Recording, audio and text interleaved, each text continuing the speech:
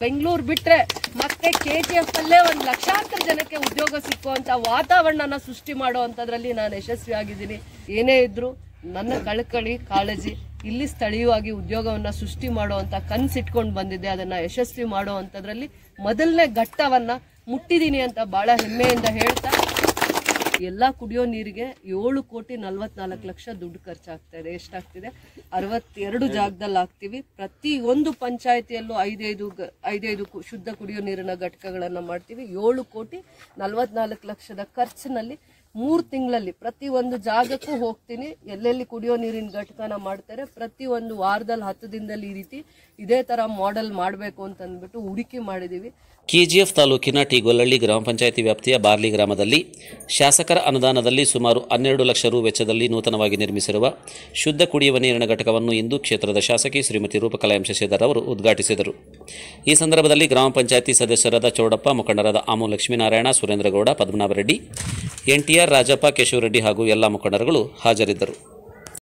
ಗ್ರಾಮೀಣ ಭಾಗದಲ್ಲಿ ಕುಡಿಯೋ ನೀರಿನ ಅಭಾವವನ್ನು ಎದುರಿಸ್ತಾ ಇರುವಂಥ ಸಂದರ್ಭದಲ್ಲಿ ನನ್ನ ಕ್ಷೇತ್ರಕ್ಕೆ ಈ ಕಳೆದ 5 ವರ್ಷಗಳಲ್ಲಿ ಸತತವಾಗಿ ಒಂದು ಪ್ರಯತ್ನ ಮಾಡ್ತಾ ಇದ್ದೆ. ಶಾಶ್ವತವಾಗಿರುವಂಥ ಕುಡಿಯೋ ನೀರಿನ ಸಮಸ್ಯೆಯನ್ನು ಬಗೆಹರಿಸಬೇಕು ಅನ್ನುವಂಥ ದೂರದೃಷ್ಟಿಯಿಂದ ಬಹಳ ಪ್ರಯತ್ನ ಮಾಡಿದೆ. ಕಳೆದ ಸರ್ಕಾರದಲ್ಲಿ ಸಮಾಜ ಕಲ್ಯಾಣ ಇಲಾಖೆಯಿಂದ ಅಂದರೆ ಎಲ್ಲೆಲ್ಲಿ ನೀರಿನ ವ್ಯವಸ್ಥೆ ಇದ್ದು ಕುಡಿಯೋ ನೀರಿನ ಅಭಾವ ಇರುವಂಥ ಸಂದರ್ಭದಲ್ಲಿ ನಾನು ಆ ಜಾಗದಲ್ಲಿ ಕುಡಿಯೋ ನೀರಿನ ಘಟಕಗಳನ್ನು ತರಬೇಕು ಅಂತ ಬಹಳ ಪರಿಶ್ರಮ ಪಟ್ಟೆ. ಹಿಂದೆ ಸರ್ಕಾರದಲ್ಲಿ 5 ವರ್ಷಗಳು ಸತತವಾಗಿ ನಾನು ಪ್ರಯತ್ನ ಮಾಡಿದೆ, ಆದರೆ ಫಲಕಾರಿ ಆಗಲಿಲ್ಲ.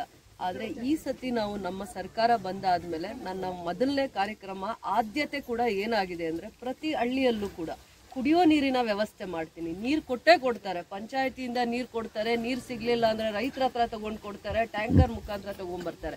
ಆದರೆ ನನ್ನ ಕ್ಷೇತ್ರದಲ್ಲಿ ಒಂದೇ ಒಂದು ಊರಲ್ಲೂ ಕೂಡ ಕುಡಿಯೋ ನೀರಿನ ಸಮಸ್ಯೆ ಇರಬಾರ್ದು ಅಂತ ದೂರದೃಷ್ಟಿಯಿಂದ ಪ್ರತಿಯೊಂದು ಜಾಗದಲ್ಲೂ ಕುಡಿಯೋ ನೀರಿನ ಘಟಕವನ್ನ 12 ಲಕ್ಷದಲ್ಲಿ ಇವಾಗ ಬಂದಿರುವಂತ ಅನುದಾನದಲ್ಲಿ 62 ಹಳ್ಳಿಗಳಲ್ಲಿ ನಾವು ಕುಡಿಯೋ ನೀರಿನ ಘಟಕಗಳನ್ನ ಮಾಡ್ತಾ ಇದೀವಿ.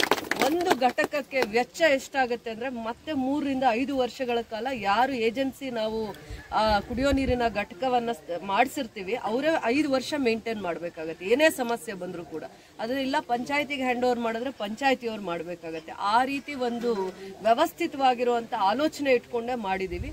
ಅದಾದ್ಮೇಲೆ ಇದೇ ಪಂಚಾಯತಿಗೆ ಟಿಗೊಲ್ಲಹಳ್ಳಿ ಪಂಚಾಯತಿಗೆ 5 ಜಾಗದಲ್ಲಿ ಇದೇ ರೀತಿಯ ಕುಡಿಯೋ ನೀರಿನ ಘಟಕಗಳನ್ನು ಮಾಡ್ತಾ ಇದೀವಿ. ಅದೇ ರೀತಿ ಮಿಕ್ಕ ಎಲ್ಲಾ ಪಂಚಾಯತಿಗಳಲ್ಲೂ ಕೂಡ ಒಂದೊಂದು ಪಂಚಾಯತಿಗೆ 3 ರಿಂದ 5 ಊರುಗಳಲ್ಲಿ ಇದೇ ರೀತಿ ಕುಡಿಯೋ ನೀರಿನ ಘಟಕ. ಈ ಪಂಚಾಯತಿಗೆ ಟಿಗೊಲ್ಲಹಳ್ಳಿಯಲ್ಲಿ ನತ್ತ ಬಾರ್ಲಿ ಊರಲ್ಲಿ ಇವತ್ತು ಇನಾಗ್ರೇಟ್ ಮಾಡಿದೀವಿ.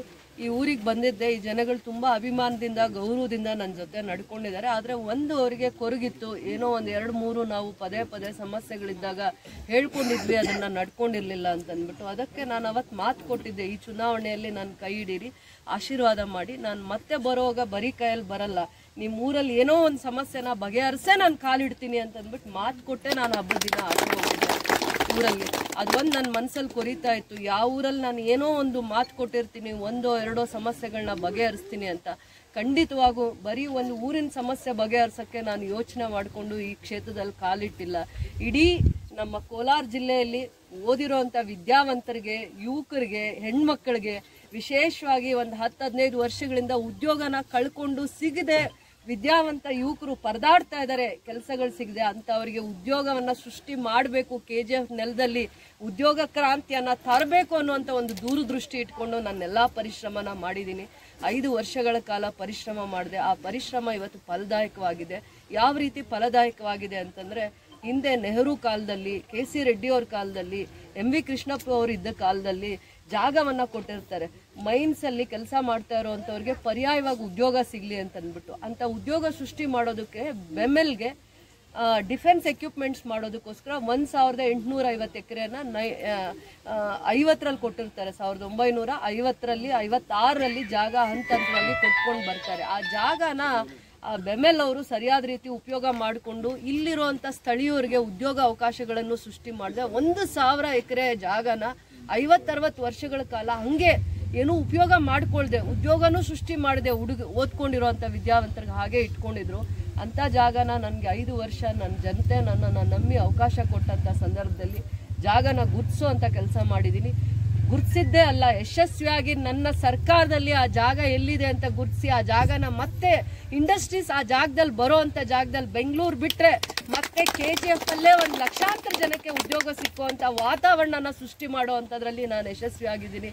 ಪ್ರತಿ ಊರಲ್ಲೂ 1 ಕೆಲಸನೋ 2 ಕೆಲಸನೋ ಮಾಡೋ ಅಂಥದ್ದು ಮಾಡೇ ಮಾಡ್ತೀನಿ. ಎಲ್ಲೋ ಒಂದು ಹತ್ರ ಲೈಟ್ ಹಾಕ್ತೀನಿ, ಕುಡಿಯೋ ನೀರು ಹಾಕ್ತೀನಿ, ರಸ್ತೆ ಹಾಕ್ತೀನಿ, ಏನೋ ಅವ್ರ ಬೇಡಿಕೆಗಳನ್ನ ಈಡೇರಿಸ್ಕೊಂಡ್ಬರ್ತೀನಿ. ಆದರೆ ಶಾಶ್ವತವಾಗಿರೋ ಕೆಲಸ ಏನಾದರೂ ಮಾಡಿದ್ದೀನಿ ಅಂದರೆ ಇಡೀ KGF ಅಲ್ಲಿ ಬೆಂಗಳೂರು ಆದಮೇಲೆ ಲಕ್ಷಾಂತರ ಮಂದಿಗೆ, ಸಾವಿರಾರು ಮಂದಿಗಲ್ಲ ಲಕ್ಷಾಂತರ ಮಂದಿಗೆ ಉದ್ಯೋಗ ಏನಾದರೂ ಸೃಷ್ಟಿ ಆಗುತ್ತೆ ಅಂತಂದರೆ ಇಂಡಸ್ಟ್ರಿಯಲ್ ಹಬ್ಗೆ 1000 ಎಕರೆಯಲ್ಲಿ 700 ಎಕರೆ ಇಂಡಸ್ಟ್ರೀಸು, ಇಂಟಿಗ್ರೇಟೆಡ್ ಟೌನ್ಶಿಪ್ ಅಂತ ಒಂದು 300 ಎಕರೆ, ಅಂದರೆ ಇಲ್ಲಿ companies, software companies, ITA companies, manufacturing, production companies ಬಂದಾಗ ಅದಕ್ಕೆ ಪರ್ಯಾಯವಾಗಿ ಅಲ್ಲಿರೋ ಅಂಥ ಕೆಲಸ ಮಾಡೋ ಅಂಥ IT ಕಂಪ್ನಿಗೆ, ಸಾಫ್ಟ್ವೇರ್ ಕಂಪ್ನೀಸ್ಗೆ ಬಿಲ್ಡಿಂಗ್ಸ್ ಬೇಕಾಗತ್ತೆ, ಇನ್ಫ್ರಾಸ್ಟ್ರಕ್ಚರ್ ಬೇಕಾಗತ್ತೆ, ಮಾಲ್ಸ್ ಬೇಕಾಗತ್ತೆ, ಹೆಲ್ತ್ ಸಿಟಿ ಬೇಕಾಗತ್ತೆ. ಇಂಥವೆಲ್ಲ ದೂರದೃಷ್ಟಿ ಇಟ್ಕೊಂಡು 1000 ಎಕರೆನ ನಾವು ರಿಸರ್ವ್ ಮಾಡಿದ್ದೇ ಅಲ್ಲದೆ 2 ವರ್ಷದಲ್ಲಿ KADBಗೆ ಹಸ್ತಾಂತರ ಮಾಡಿ ಹಂತವಾಗಿ ಯಾವ್ಯಾವ ಇಂಡಸ್ಟ್ರೀಸ್ ಕೊಡ್ತಾರೋ ಅದನ್ನು ಗೌರ್ಮೆಂಟ್ ಹಂತದಲ್ಲಿ ಏನೇನು ಪರಿಶ್ರಮ ಇರುತ್ತೆ ಅದನ್ನು ಮಾಡಿಕೊಂಡು 2 ವರ್ಷದಲ್ಲಿ ಈ 1000 ಎಕರೆ ಜಮೀನಲ್ಲಿ ಬಂದು ಇನ್ವೆಸ್ಟರ್ಸು ಸಾವಿರಾರು ಕೋಟಿ ಇನ್ವೆಸ್ಟ್ ಮಾಡ್ತಾರೆ. ಸ್ವಂತ ದುಡ್ಡಿಂದ ಇನ್ವೆಸ್ಟ್ ಮಾಡಿ ಇಲ್ಲಿ ಉದ್ಯೋಗನ ಸೃಷ್ಟಿ ಮಾಡ್ತಾರೆ. ಬರೀ ಬೇರೆ ಸ್ಟೇಟ್ಸಿಂದ ಬರ್ತಾರೆ ಅಲ್ಲ, ನ್ಯಾಷನಲ್ ಕಂಪನೀಸ್ ಬರುತ್ತೆ, ಇಂಟರ್ನ್ಯಾಷನಲ್ ಕಂಪನೀಸ್ ಬರುತ್ತೆ. ಯಾಕಂದರೆ Bengaluru to Chennai industrial corridor ಆಗಿದೆ. 6 ಲೈನ್ ಕಾರಿಡಾರ್ ಪ್ರಾಜೆಕ್ಟ್ ಆಗ್ತಾ ಇದೆ. ನೀವೇ ನೋಡ್ತಾ ಇದ್ದೀರಾ, ಕಮಸಂದ್ರ ಹತ್ರ ರೋಡ್ ಆಗ್ತಾ ಇರೋದು ನೋಡ್ತಾ ಇದ್ದೀರಾ. ಇನ್ನು ಮುಂದಕ್ಕೆ ನೋಡ್ತಾ ಇದ್ದೀರಾ, ರೋಡ್ ಆಗ್ತಾ ಇದೆ. ನಮ್ಮ KGF ಇಂದ ಚೆನ್ನೈಗೆ ಹೋಗುವಂಥ ಬೆಂಗಳೂರು ಟು ಚೆನ್ನೈಗೆ ಕನೆಕ್ಟಿವಿಟಿ 1 ಅವರಲ್ಲಿ 2 ಅವರಲ್ಲಿ, ಬೆಂಗಳೂರಿಂದ 2 ಅವರಲ್ಲಿ, KGF ಇಂದ 1 ಅವರಲ್ಲಿ ಹೋಗುವಂಥ ವ್ಯವಸ್ಥಿತವಾಗಿರುವಂಥ ರಸ್ತೆ ಇನ್ಫ್ರಾಸ್ಟ್ರಕ್ಚರ್ಸ್ನ ಮಾಡ್ತಾ ಇರುವಂಥದ್ದನ್ನು ನೋಡಿದ್ದೀರಾ. ಏನೇ ಇದ್ದರೂ ನನ್ನ ಕಾಳಜಿ ಇಲ್ಲಿ ಸ್ಥಳೀಯವಾಗಿ ಉದ್ಯೋಗವನ್ನು ಸೃಷ್ಟಿ ಮಾಡುವಂಥ ಕನಸಿಟ್ಕೊಂಡು ಬಂದಿದ್ದೆ. ಅದನ್ನು ಯಶಸ್ವಿ ಮಾಡುವಂಥದ್ರಲ್ಲಿ ಮೊದಲನೇ ಘಟ್ಟವನ್ನು ಮುಟ್ಟಿದ್ದೀನಿ ಅಂತ ಭಾಳ ಹೆಮ್ಮೆಯಿಂದ ಹೇಳ್ತಾ, ಬರುವಂಥ ದಿನಗಳಲ್ಲಿ ಪ್ರತಿ ಹಳ್ಳಿಯಲ್ಲೂ ಹೆಸರು ಉಳಿದೋಗುವಂಥದ್ದು, ಜನ ನನ್ನ ಮೇಲೆ ನಂಬಿಕೆ, ವಿಶ್ವಾಸ, ಗೌರವ ಕೊಟ್ಟಿದ್ದಕ್ಕೋಸ್ಕರ ಖಂಡಿತವಾಗೂ ಅವ್ರ ಸೇವೆನ ಮಾಡ್ತೀನಿ, ಋಣ ತೀರಿಸ್ತೀನಿ. ನಾನು ಎಷ್ಟು ದಿನ ಇರ್ತೀನೋ ಶಾಶ್ವತವಾಗಿರುವಂಥ ಕೆಲಸನ ಮಾಡೇ ಆಚೆ ಕಾಲಿಡ್ತೀನಿ. ಯಾರಿಗೂ ನಾನು ಮನಸ್ಸು ನೋಯಿಸುವಂಥ ಮಾತಾಡಲ್ಲ. ಯಾಕಂದರೆ ನನಗೆ ಅವಕಾಶ ಮಾಡಿಕೊಟ್ಟಿರೋ ನನ್ನ ಜನಗಳು ಒಳ್ಳೆ ಕೆಲಸ ಮಾಡ್ತಾರೆ ಅಂತ ಒಂದು ಹೆಣ್ಮಗುಗೆ ಅವಕಾಶ ಮಾಡಿಕೊಟ್ಟಿದ್ದಾರೆ. ಇಡೀ ರಾಜ್ಯದಲ್ಲಿ 4-5 ಜನ ಹೆಣ್ಮಕ್ಳನ್ನ ಗೆಲ್ಲಿಸಿದ್ದಾರೆ. ಹಿಂದೆನೂ ಕೂಡ ನನ್ನನ್ನು ಗೆಲ್ಲಿಸಿದ್ದಾರೆ, ಈ ಸತಿನೂ ಕೂಡ ಗೆಲ್ಲಿಸಿದ್ದಾರೆ. ಇಡೀ ರಾಜ್ಯದಲ್ಲಿ 224ರಲ್ಲಿ 5 ಜನ 6 ಜನ ಹೆಣ್ಮಕ್ಳು ಗೆದ್ದು ಹೋಗ್ತಾರೆ. ಅದರಲ್ಲಿ ನಾನು ಈ ಮಣ್ಣನ್ನು ಎಷ್ಟು ಪವಿತ್ರವಾಗಿ ನೋಡಬೇಕು. ಈ ಮಣ್ಣಲ್ಲಿ ಹುಟ್ಟಿರೋದಕ್ಕೆ, ನನಗೆ ಸೇವೆ ಮಾಡ್ಕೊಳ್ಳೋದಕ್ಕೆ ಅವಕಾಶ ಮಾಡಿಕೊಟ್ಟಿರೋದಕ್ಕೆ ಪ್ರತಿಯೊಬ್ಬರಿಗೂ ಕೂಡ ನಾನು ಹೃದಯ ತುಂಬಿ ನಮಸ್ಕಾರಗಳನ್ನ ಹೇಳ್ತಾ, ಎಷ್ಟೆಷ್ಟು ಒಳ್ಳೆ ಕೆಲಸ ಮಾಡೋಕ್ಕೆ ಅವಕಾಶ ಆಗುತ್ತೆ ನಿಮ್ಮೆಲ್ಲರ ಮಾರ್ಗದರ್ಶನದಲ್ಲಿ ಮಾಡ್ತೀನಿ ಅಂತ ಹೇಳ್ತಾ, ಎಲ್ಲ ಕುಡಿಯೋ ನೀರಿಗೆ 7,44,00,000 ದುಡ್ಡು ಖರ್ಚಾಗ್ತಾ ಇದೆ. ಎಷ್ಟಾಗ್ತಿದೆ? 62 ಜಾಗದಲ್ಲಿ ಹಾಕ್ತೀವಿ. ಪ್ರತಿ ಒಂದು ಪಂಚಾಯಿತಿಯಲ್ಲೂ 5 ಶುದ್ಧ ಕುಡಿಯೋ ನೀರಿನ ಘಟಕಗಳನ್ನು ಮಾಡ್ತೀವಿ. 7,44,00,000 ಖರ್ಚಿನಲ್ಲಿ 3 ತಿಂಗಳಲ್ಲಿ ಪ್ರತಿ ಒಂದು ಜಾಗಕ್ಕೂ ಹೋಗ್ತೀನಿ. ಎಲ್ಲೆಲ್ಲಿ ಕುಡಿಯೋ ನೀರಿನ ಘಟಕನ ಮಾಡ್ತಾರೆ, ಪ್ರತಿ ಒಂದು ವಾರದಲ್ಲಿ 10 ದಿನದಲ್ಲಿ ಈ ರೀತಿ ಇದೇ ಥರ ಮಾಡೆಲ್ ಮಾಡಬೇಕು ಅಂತಂದ್ಬಿಟ್ಟು ಹುಡುಕಿ ಮಾಡಿದ್ದೀವಿ. ಮುಂದೆ ಒಳ್ಳೆ ಬಸ್ ಸ್ಟ್ಯಾಂಡು, ಶೆಲ್ಟರ್ಸು, KGF ಅಲ್ಲೂ ಕೂಡ ಇದೇ ರೀತಿ ಕುಡಿಯೋ ನೀರಿಗೆ ಆದ್ಯತೆ ಕೊಡ್ತಾ ಇದ್ದೀನಿ, ಲೈಟ್ಸ್ಗೆ ಆದ್ಯತೆ ಕೊಡ್ತಾ ಇದ್ದೀನಿ. ನಮ್ಮ KGF ಬ್ಯಾಂಗ್ಳೂರ್ಗಿಂತ ಏನೂ ಕಡಿಮೆ ಇಲ್ಲ. ಆ ರೀತಿ ಗ್ರೀನ್ ಸಿಟಿನ ಇಲ್ಲಿ ನಾನು ಡೆವಲಪ್ ಮಾಡೋವರೆಗೂ ನನ್ನ ಕಾಲು ಆಚೆನೇ ಇಡಲ್ಲ. ಅದೊಂದು ಸಂಕಲ್ಪ ಮಾಡ್ಕೊಂಡು ನಾನು ಬಂದಿದ್ದೀನಿ, ಮಾಡೇ ಮಾಡ್ತೀನಿ. ನನ್ನ ಜನಗಳ ಆಶೀರ್ವಾದ ನನ್ನನ್ನು ಯಾವತ್ತವರೆಗೂ ಕಾಯುತ್ತೋ ಅವತ್ತವರೆಗೂ ನಾನು ಎಷ್ಟು ಒಳ್ಳೇದು ಮಾಡೋಕ್ಕಾಗತ್ತೆ ಈ ಮಣ್ಣಲ್ಲಿ ಹುಟ್ಟಿರೋದಕ್ಕೋಸ್ಕರ ಅಷ್ಟು ಸೇವೆ ಮಾಡೇ ನಾನು ಕಾಲು ಆಚೆ ತೆಗಿತೀನಿ ಅಂತ ಹೇಳ್ತಾ,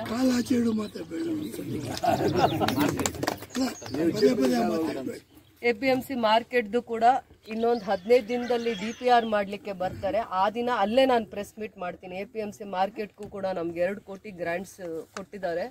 ಕಾಂಪೌಂಡ್ನೆಲ್ಲ ಸೇಫ್ಟಿ ಮಾಡ್ಕೊಳ್ಳೋದಕ್ಕೆ ಅನ್ನೋ ಸೇಫ್ಟಿ ಮೆಜರ್ಸ್ ಮಾಡ್ಕೊಳ್ಳೋದಕ್ಕೋಸ್ಕರ ನಾವು ನಾಳೆ ನಾಡಿದ್ದಿಂದ ಅದನ್ನು ಲೆವೆಲಿಂಗ್ ಮಾಡೋದು ಕೆಲಸ ಶುರು ಮಾಡ್ತೀವಿ. ಅಲ್ಲಿನ APMC ಡೈರೆಕ್ಟ್ರು ಮತ್ತು ಟೆಕ್ನಿಕಲ್ ವಿಂಗಲ್ಲಿರುವಂಥವರು ಸೋಮ್ ಸುಂದರೋ ಯಾರೋ ಅವರು DPR ಮಾಡಿಸ್ಲಿಕ್ಕೆ 150 ಕೋಟಿಯಲ್ಲಿ APMC ಮಾರ್ಕೆಟ್ನ ನಾವು ಮಾಡ್ತಾ ಇದ್ದೀವಿ.